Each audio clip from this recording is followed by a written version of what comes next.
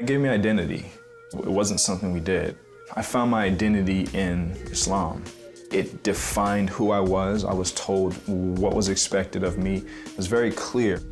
Raised in a strict Islamic home, Tawfiq Khatmat El did his best to be a good Muslim, but he never felt he measured up. I remember looking up to the sky as a child and just feeling like I was never doing it right. I wasn't praying the right way. I didn't know all of the verses to the surahs and the prayers that we were supposed to be praying. And this is who I am. Like, if this defines who I am and I'm not doing it right, then who am I? What am I? There must be something wrong with me. Tawfiq's father was a leader in their mosque and Muslim community in Rhode Island, and their family faithfully adhered to Islamic life. But his mother, Davida, began seeing another side of Islam that disturbed her: the senseless murders of innocent people by radical Muslim terrorists.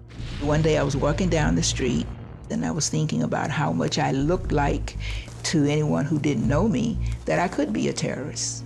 And I had a hard time squashing a fly. And so that bothered me. I was just very unhappy, uncomfortable, and I just wanted a change. Davida soon got her chance to break away from Islam. Crime had been increasing in the neighborhood, and Davida and her husband agreed that she would move Tawfiq and 3 of his siblings to San Antonio, Texas. Duty-bound by the mosque, Tawfiq's father stayed behind. For Davida, the time for change had come. When I walked away from Islam, I didn't walk away from Islam into something else. I walked away into nothing. Then she started attending a Christian church with a friend. Eventually, Davida accepted Jesus Christ as her Savior. She hoped her children would follow, but was met with much resistance. To let go of Islam is to let go of my identity. It's to let go of my father. It's to let go of my friends and everything I knew. And to being taken to this church where they were telling me to believe all the stuff that I had been told all my life is idolatry and blasphemous and hell-worthy was no easy task. Reluctantly, Tawfiq went to church with his mother, but a resentment towards her and God began to grow. And now, away from his father and the Muslim community, his ties to Islam faded, and he started partying with friends and became engrossed with the hip-hop culture. I was extremely hungry, looking for some type of world to belong in. I loved, hip-hop, and the music that I was listening to was very profane, and I said, okay, I'm going to find my outlet in this music thing.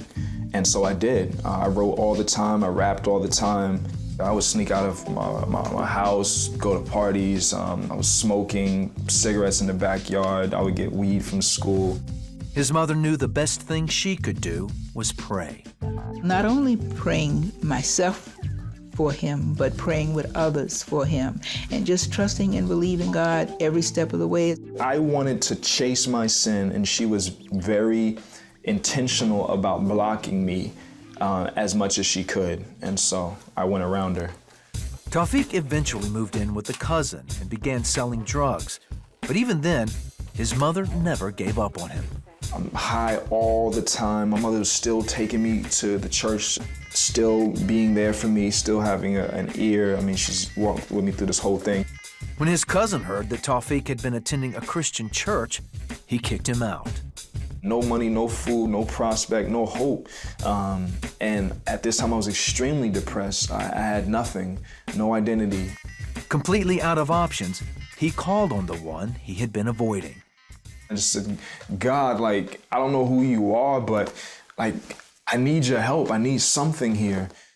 His answer would soon come. He got a job working at a Christian conference in Chicago, where the hip-hop group Cross Movement was performing. The music got his attention, but when the lead singer presented the gospel of Jesus, Tawfiq was captivated.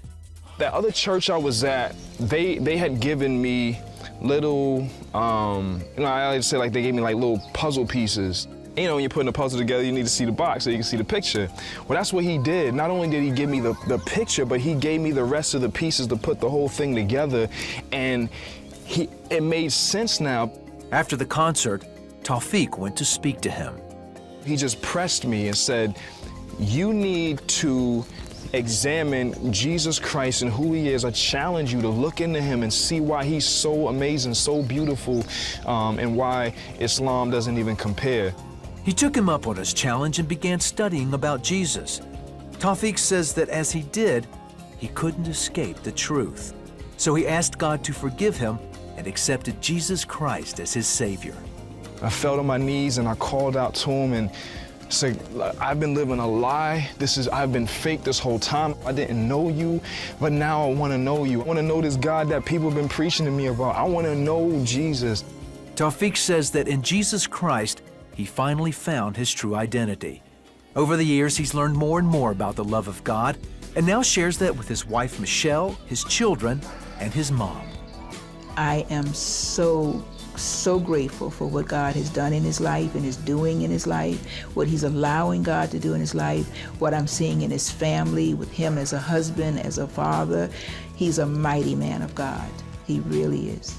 Although I was an enemy of him, he saw fit to love me and send his son to die for me, to wash my sins away, that I don't have to face his wrath. I'm gonna have eternity, and I'm gonna be able to be with him forever. I am thankful to be a recipient of grace, to be a vessel of mercy. I'm thankful to be saved.